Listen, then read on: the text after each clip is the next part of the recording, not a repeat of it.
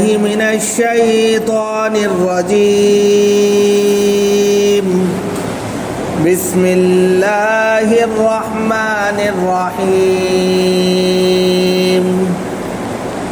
يا بني آدم إما يأتينكم رسل منكم يقصون عليكم آياتي فمن اتقى وأصلح فلا خوف عليهم ولا هم يحزنون. والذين كذبوا بآياتنا واستكبروا عنها أولئك أصحاب النار هم فيها خالدون. فمن أظلم ممن افترى على الله كذبا أو كذب بآياته أولئك ينالهم نصيبهم من الكتاب حتى إذا جاءتهم رسلنا يتوفونهم قالوا أين ما كنتم تدعون من دون الله قالوا ضلوا عنا وشهدوا على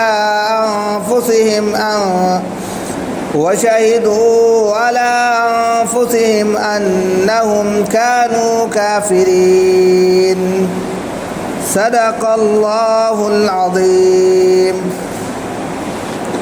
محترم بزرگوں اور دوستوں، دینی اور ایمانی بھائیوں، اللہ رب العزت کا شکر ہے، اس کا کرم ہے کہ اس نے ہمیں نماز عشاء کے ساتھ ساتھ درس قرآن کی بھی توفیق عطا فرمائی اور یہاں بیٹھنے کی توفیق مرحمت فرمائی. حضرات، درس قرآن میں سورہ اعراف کی آج 3 آیتیں تلاوت کی گئی ہیں. آیت نمبر 35 سے آیت نمبر 37 تک تلاوت ہوئی ہے. سب سے پہلے ان کا ترجمہ اور پھر تفسیر بیان کی جائے گی. یا بنی آدم اما یاتینکم، اے اولاد آدم، اے بنو آدم، اما یاتینکم رسل منکم، اگر تمہارے پاس تمہیں میں سے رسول آئیں، یقصون علیکم آیاتی، اور تمہارے سامنے میرے احکامات کو بیان کریں، فمن اتقى واصلح، تو جس شخص نے تقوی اختیار کیا، پرہیزگاری اختیار کی اور درستگی کو اپنایا، یعنی اپنی حالت کو اچھا کر لیا، نیک کر لیا، بہتر کر لیا، صحیح کر لیا، فلا خوف علیہم ولا هم یحزنون، تو اس کے اوپر نہ کوئی خوف ہے اور نہ وہ رنجیدہ ہوگا، غمگین ہوگا. والذین کذبوا بآیاتنا واستکبروا عنہا، اور وہ لوگ جنہوں نے ہمارے احکامات کو جھٹلا دیا، واستکبروا عنہا، اور ان سے تکبر کیا، روگردانی کی، اولئک اصحاب النار هم فیہا خالدون، تو یہی لوگ جہنمی ہیں اور ہمیشہ جہنم میں رہیں گے. فمن اظلم ممن افترى علی اللہ کذبا، اس شخص سے بڑا ظالم کون ہوگا جو اللہ پر جھوٹ گڑھے، اللہ پر افترا پردازی کرے، او کذب بآیاتی، یا اس کی آیتوں کو جھٹلا دے. اولئک ینالہم نصیبہم من الکتاب، اور وہ لوگ اپنے نصیب کا، اپنے مقدر کا، جو کچھ کتاب میں لکھا ہوا ہے، سب کچھ پالیں گے. حتی اذا جاءتہم رسلنا یتوفونہم، یہاں تک کہ ہمارے بھیجے ہوئے فرشتے ان کے پاس آ جائیں ان کی روح قبض کرنے کے لیے. قالوا این ما کنتم تدعون من دون اللہ، پھر وہ لوگ ان سے کہیں کہاں ہیں وہ لوگ جن کو تم اللہ کو چھوڑ کر پکارتے تھے اور ان کی پوجا پاٹ کرتے تھے. قالوا ضلوا عنا، وہ سب کے سب کافر لوگ کہیں گے وہ ہم کو چھوڑ کر چلے گئے، ہم سے پوشیدہ ہو گئے، غائب ہو گئے. وشہدوا علی انفسہم انہم کانوا کافرین، اور وہ خود اپنے آپ پر اس کے شاہد ہوں گے، گواہی دیں گے کہ ہم نے کفر والا کام کیا، ہم کافر تھے. تو یہ تو اس کا ترجمہ ہوا. اب یہاں پر 2 چیزیں پیش کی گئی ہیں، اس کو سمجھیے تفسیری نقطہ نظر سے، کہ ایمان والوں کا خاتمہ یعنی آخری انجام، اور بغیر ایمان والوں کا آخری انجام کیا ہوگا، پہلی 2 صورتوں میں بتایا گیا ہے. اور پھر اس کے بعد میں انسان کی آخری حقیقت کو پیش کر دیا گیا کہ انسان کے مقدر میں جو کچھ ہے، جو اس کی تقدیر میں ہے، وہ سب کچھ ملے گا، چاہے وہ کسی بھی حالت سے اور کسی بھی طریقے پر ملے، وہ مل کر رہے گا۔ اس میں عمل ہے، اس میں عمر ہے، اس میں رزق ہے، ساری چیزیں ہیں، لیکن لاسٹ میں اس کا آخری انجام کیا ہے؟ وہ اللہ کے حضور میں آنا ہے۔ یعنی ایک دن اس کو موت کا مزہ چکھنا ہے، اور موت کا مزہ چکھنے کے بعد جو فرشتے آئیں گے وہ خود پوچھیں گے کہ کس کی پوجا کرتے تھے، کس کی عبادت کرتے تھے۔ تو جب وہ حقیقت کو دیکھ لیں گے کافر، تو وہ خود کہیں گے کہ ہم نے اپنے اوپر کلہاڑی چلائی، ہم نے اپنے پیروں پر کلہاڑی ماری، ہم خود گواہی دیتے ہیں کہ ہم نے کفر والا کام کیا۔ آج وہ لوگ جن کی ہم پوجا کرتے تھے سب چھوڑ کر چلے گئے، ہم سے غائب ہو گئے، کوئی ہمارا ساتھ نہیں دے رہا۔ تو اسی کو یہاں پر پیش کیا گیا ہے، 3 طریقوں سے اس کو بتایا گیا۔ تو پہلے بتایا، یعنی کہ یہاں پر پہلی آیت میں ایمان والوں کا انجام، حسن انجام اس کو کہتے ہیں کہ حسن انجام کیا ہوگا ایمان والوں کا، جو ایمان لے کر آئے اللہ پر اور اس کے رسول پر، اس کی کتابوں پر، اور اچھے عمل کیے، نیک صالح کام کیے، ان کے بارے میں بتایا گیا۔ یا بنی آدم، اے اولاد آدم، دنیا میں جتنی بھی اولاد آدم ہے، یعنی دھرتی پر بسنے والا ہر منشیہ اولاد آدم میں آتا ہے، تو سب کو مخاطب کیا، یا بنی آدم، اے اولاد آدم، بنو آدم، اما یاتینکم رسل منکم، کہ تمہارے پاس، تم ہی میں سے، ایسا نہیں کہ ہم نے الگ سے بھیجا، تم ہی لوگوں میں سے تمہارے پاس ایک اگر ہمارا رسول آتا ہے، آنے کے بعد میں ظاہر سی بات ہے رسول جو بھی آئے گا وہ اللہ کا پیغام لے کر آئے گا، اللہ کا سندیش لے کر آئے گا، اللہ کے میسیجز لے کر آئے گا، اچھائی لے کر آئے گا، برائیوں کو مٹانے کے لیے آئے گا، اور یقصون علیکم آیاتی، اور وہ آ کر ہمارے احکامات کو تمہارے سامنے پیش کرے، بیان کرے۔ اگر اللہ کے احکامات ہیں جو بھی ہیں، نماز ہے، روزہ ہے، زکوٰۃ ہے، حج ہے، زندگی کے بہت سے اصول ہیں، اسلامیات ہے، اخلاقیات ہے، معاملات ہیں، یہ ساری چیزیں جو جس کے ارد گرد اسلام کی چکی گھومتی ہے، وہ تمام کے تمام احکامات وہ رسول، وہ نبی، وہ پیغمبر، وہ سندیش تا آ کر بیان کریں۔ اب اس میں سے جو لوگ ان کو اختیار کرتے ہیں، اپناتے ہیں، ان پر ایمان لاتے ہیں، ان کے بتائے ہوئے طریقے پر زندگی گزارتے ہیں، ان کی لائی ہوئی شریعت پر عمل پیرا ہوتے ہیں، قرآن کو، آخری کتاب کو اپنے لیے دستور حیات مانتے ہیں، فمن اتقا، اور مزید جو ہے تقوی اختیار کرتے ہیں، اللہ کا ڈر، اس کا خوف، اس کے سامنے جانے کا ایک خوف جو ہوتا ہے۔ مثال کے طور پہ آپ جس علاقے میں رہتے ہیں اور اس کا بہت بڑا کوئی لیڈر ہو اور وہ آپ کو طلب کر لے، تو آپ کو ڈر لگا رہے گا، کیوں بلا لیا؟ جیسے مثال کے طور پہ پولیس ہیں یا اور دوسرے منتری ہیں، اگر آپ کو طلب کر لیں، کچہری کوئی طلب کر لیں، تو آپ کو ڈر لگا رہے گا۔ تو فمن اتقا، وہ احکم الحاکمین، جو تمام بادشاہوں کا بادشاہ ہے اللہ رب العزت، اس کے پاس جانے کا ایک ڈر، ایک خوف، کیا پوچھے گا، کیا جواب دیا جائے گا، زندگی دی تو کہاں گزری، اگر پوچھ لیا کیا کیا، کیا لائے، کیا کھویا، کیا جواب دیں گے، ڈر، یہ خوف جو ہے۔ فمن اتقا، جس نے پرہیزگاری اختیار کی، ڈر اختیار کیا، قدم پھونک پھونک کر رکھے، وہ اصلح، اور اپنی درستگی کرتا گیا، یعنی کہ جو کمیاں تھیں اس کو دھوتا گیا، اپنے سے ہٹاتا گیا، اچھائیوں کو اپناتا گیا، اللہ سے ڈرتے ہوئے اچھائیوں کا لبادہ پہنتا گیا، عمل صالح کرتا گیا، نیک عمل کرتا گیا، وعمل الصالحات، کہتے ہیں کہ اچھے عمل کیے۔ مثال کے طور پہ ایمان لانا اور ایمان کے ساتھ ساتھ جو ہے نیک عمل کرنا، اچھے کام کرنا، اچھائی پر چلنا، اچھائی کی دعوت دینا، اچھے لوگوں کو اچھائی کی طرف بلانا، یہ سارے کام جو ہے وہ اصلحہ، اچھے بن کر اس نے زندگی گزاری۔ فلا خوف، تو فلا خوف، اس کو ڈر نہیں ہوگا، یعنی کہ اب اللہ کے حضور میں جانے کا جو ڈر ہوتا ہے وہ ڈر اس کے پاس نہیں۔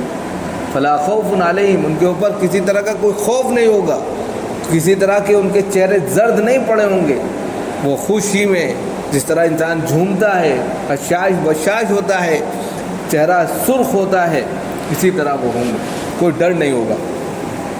ولا ہم یحزنون، اور کسی طرح کا غم نہیں ہوگا۔ غم کیا؟ مثال کے طور پہ آپ نے اتنی دنیا بنائی، اب جاتے ہوئے غم ہو رہا ہے، ارے یار کیسے چھوڑ کے جائیں۔ مثال کے طور پہ آپ کے پاس 1 لاکھ روپیہ ہے اور ایک دم سے کہا جائے ان کو دے دو، غم ہوگا یار، ہاتھ سے نکلتا جائے، ایک غم ہوتا ہے، رنج ہوتا ہے۔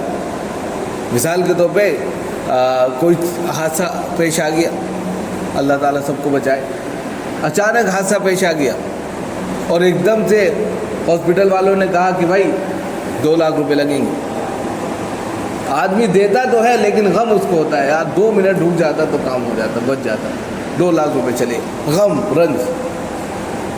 انسان نے کروڑوں روپے کی پراپرٹی بنائی، اچانک ایک دم سے جو ہے اس کے ساتھ میں حادثہ پیش آ گیا، اب وہ جو ہے چل نہیں سکتا، کھا نہیں سکتا، پی نہیں سکتا، ویل چیئر پہ آ گیا، وینٹیلیشن پہ آ گیا، اب وہ پڑا ہے۔ اب اس کو جتنے دن اس کی زندگی ہے، زندگی میں اس کو اس چیز کا ملال رہتا ہے، غم رہتا ہے، رنج رہتا ہے، ارے یار سب ضائع ہو گیا، سب ضائع ہو گیا۔ تو یہ چیز بھی اس کے اوپر نہیں رہے گی۔ ایمان والے کے لیے اللہ تعالیٰ 2 چیزیں بہت اہم کریں گے، ایک تو زندگی میں جو کچھ کمایا اس کو چھوڑنے کا غم رنج کچھ نہیں اس کے اوپر ہوگا، گیا گیا، اور اللہ کے حضور میں پیش ہونے کا جو ڈر ہوتا ہے وہ بھی نہیں رہے۔ دونوں چیزیں، جو ایمان لے کر آئے، نیک عمل کیے، تقوی اختیار کیا، پرہیزگاری کی، اپنے آپ کی درستگی کی، صحیح سالم بنے، اچھی زندگی گزاری اور نیک کام کرتے گئے، ان کے لیے یہ۔ تو یہ حسن انجام کس کا ہوا؟ ایمان والوں کا، کہ ایمان والوں کا جو حسن انجام ہوگا، آخری انجام، آخری نتیجہ، آخری پرنام جو ہوگا وہ یہ ہوگا، اگر انہوں نے صحیح معنوں میں نبیوں کی بات مانی، پیغمبروں کی بات مانی، ان کے لائے ہوئے احکامات پر زندگی گزاری، تقوی اختیار کیا، پرہیزگاری اختیار کی، مزید اپنی درستگی چاہی، درستگی اصلاح۔ ہر شخص دوسرے کی اصلاح تو کرتا ہے، اپنی نہیں کرتا، اپنی اصلاح کی، میں صحیح ہو جاؤں۔ اگر انسان خود اپنے میں صحیح ہو جائے تو 100 لوگ اگر خراب ہیں، ایک تو صحیح ہو گیا، 99 خراب رہے گا۔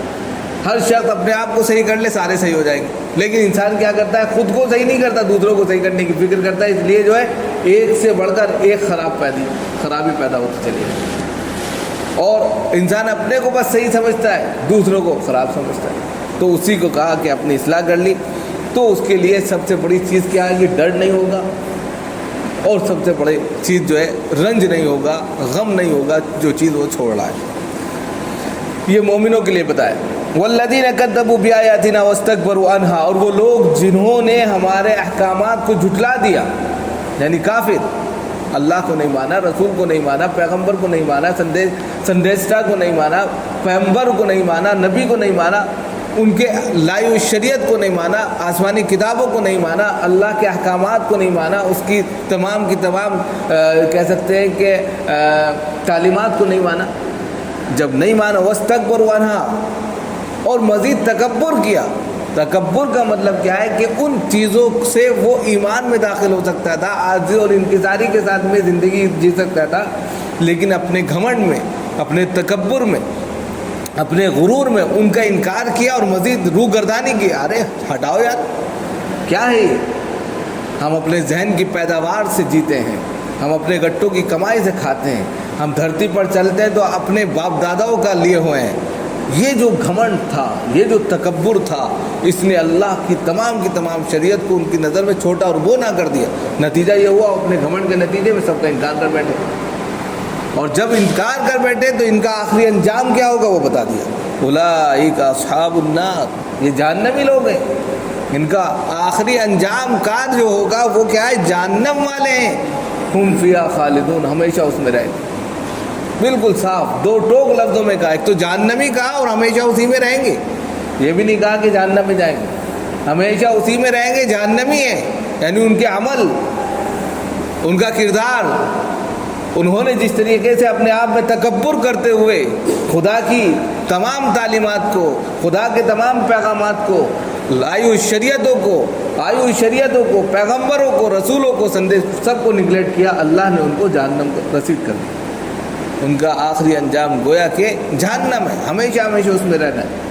تو حسن انجام کے اعتبار سے اور آخری انجام کے اعتبار سے دونوں کا حال بتا دیا کہ مومن کا حسن انجام یہ ہے کہ اگر اس نے اصلاح کی تو وہ نہ دنیا میں ڈرے گا کسی چیز سے، نہ آخرت میں، اور اللہ کے یہاں وہ سرفراز ہوگا اور سرخرو ہوگا۔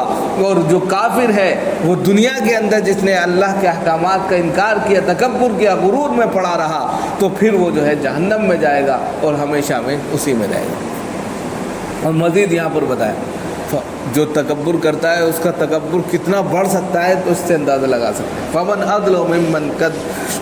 اظلم ممن افترى علی اللہ کذبا، اس شخص سے بڑھ کر ظالم کون ہو سکتا ہے جو اللہ ہی پر کہے یہ جھوٹا ہے، اللہ کو جھوٹا کہے، اللہ پر افترا پردازی کرے۔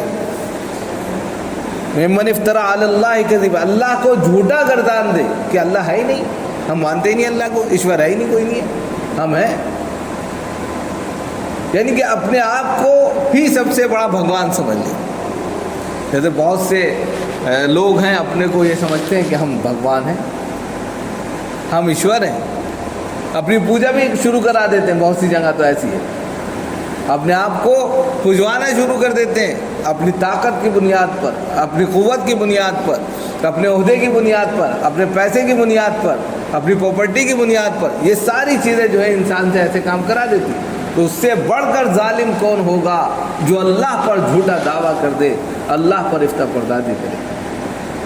اور مزید کیا گیا، او کذب بآیات، یا اس کی آیتوں کو، اس کے احکامات کو، اس کی نشانیوں کو جھٹلائے کہ اللہ ہے ہی نہیں۔ بے شمار اگر انسان ایک ذرے کو اٹھا کر دیکھ لے اس میں جو ہے اللہ کی بے شمار نعمتیں نظر آ جائیں۔ اس کا چھوٹا سا ڈیمو ہم اس طرح دیتے ہیں۔ ابھی اڑن کھٹولا، ابھی اسرو نام کی ایک کمپنی نے، سائنسداں ہے، اس کمیٹی نے جو ہے یہاں سے ایک جو ہے اڑن کھٹولا بھیجا چاند کی دنیا پر۔ اڑن کھٹولا اڑتا رہتا ہے اور فوٹو کھینچتا رہتا ہے۔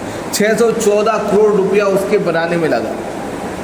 اس کی زندگی، چاند کی زندگی 24 گھنٹے کی ہے اور پرتھوی کی زندگی گویا کہ 14 دن کی ہے۔ وہ 14 دن تک دنیاوی اعتبار سے جیوت رہے گا چاند پر، لیکن چاند کی وہ زندگی صرف اور صرف 14 گھنٹے کی ہے، اور بہت زیادہ ہوا تو وہ 2 دن زندہ رہ سکتا ہے چاند پر۔ اس طرح اس کی جیوت یعنی کہ جو زندگی ہوئی وہ 600 کروڑ روپے میں 28 دن کی ہوئی۔ اب آپ اندازہ لگا لیجیے، ایک چھوٹی سی اڑن کھٹولا، ایک چھوٹی سی سائنس کی چیز بنانے میں انسان کو 600 کروڑ روپے لگ گئے، اور اس کی زندگی صرف اور صرف جو ہے 1 دن کی ہے چاند کی، اور پرتھوی کے اعتبار سے، زمین کے اعتبار سے وہ 14 دن کی ہے۔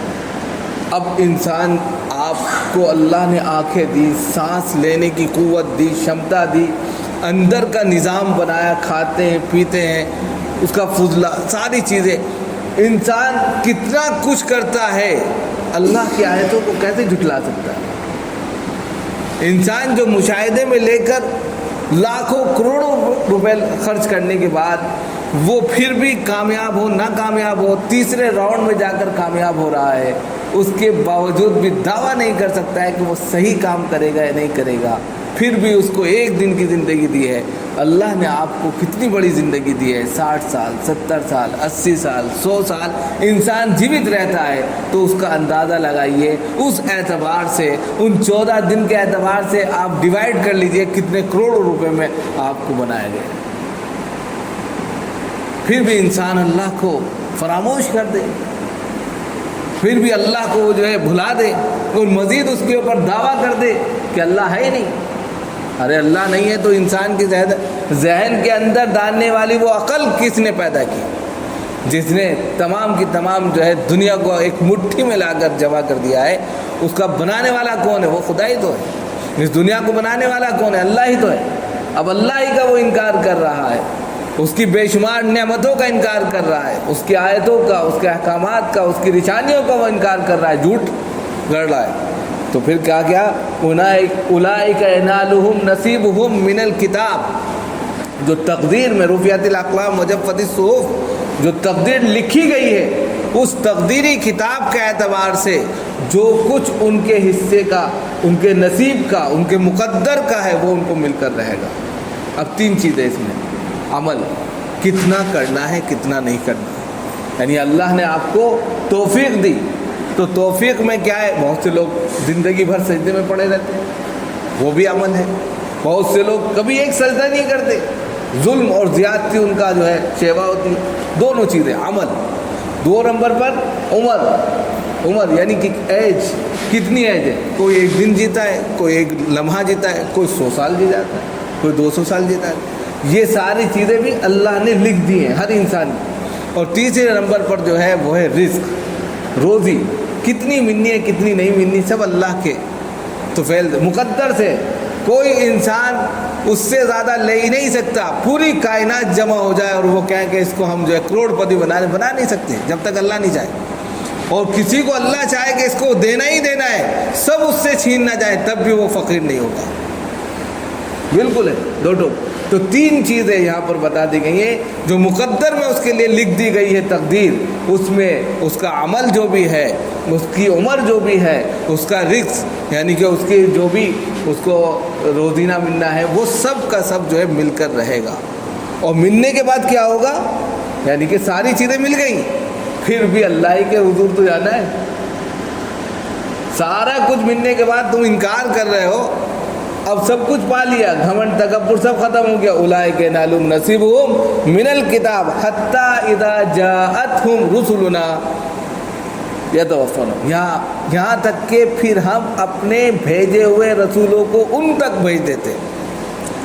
حتی اذا جاءتہم رسل، ہمارے بھیجے ہوئے فرشتے ان کے پاس پہنچ جاتے جو روح کو قبض کرتے، جو روح کو نکالتے ہیں۔ بھئی اب ہو گیا، آپ کا ٹائم پورا ہو گیا، آپ کو جتنی دنیا ملنی تھی مل گئی، آپ کروڑ پتی بننے تھے، آپ لکھ پتی بننے تھے، اربوں خربوں بننے تھے، بن گئے۔ آپ نے 1 نہیں 1000 کروڑ جو ہے پراپرٹی بنا لی، اب اللہ کی طرف سے بلاوا آ گیا۔ آپ کی عمر 1 نہیں 1000 سال ہو گئی، اب اللہ کی طرف جانا ہے۔ آپ نے جتنا عمل کرنا تھا کر لیا، اب اللہ کی طرف جانا ہے۔ موت کے فرشتے روح قبض کرنے پہنچ گئے، تو وہی کہا یہاں تک کہ ہمارے جو بھیجے ہوئے فرشتے ان تک آتے ہیں جو ان کی روح کو قبض کرتے ہیں۔ قالوا، اور جب پہنچ جاتے ہیں روح قبض کرنے، قالوا اینما کنتم ما تدعون من دون اللہ، اللہ کو چھوڑ کر عبادت کرتے تھے، پوجا پاٹ کرتے تھے، نہ جانے کن کن کو دیوی دیوتاؤں کو مانتے تھے، اب بتاؤ کہاں ہے وہ؟ بلاؤ ان کو اور کہہ دو کہ ہماری جان چھڑائے، ہم کو یہیں رہنے دیں۔ کیوں بھاگ گئے وہ؟ اب کیوں نہیں یاد کرتے ہو؟ بلا لو ان کو، ہم کو بھیجوا دو۔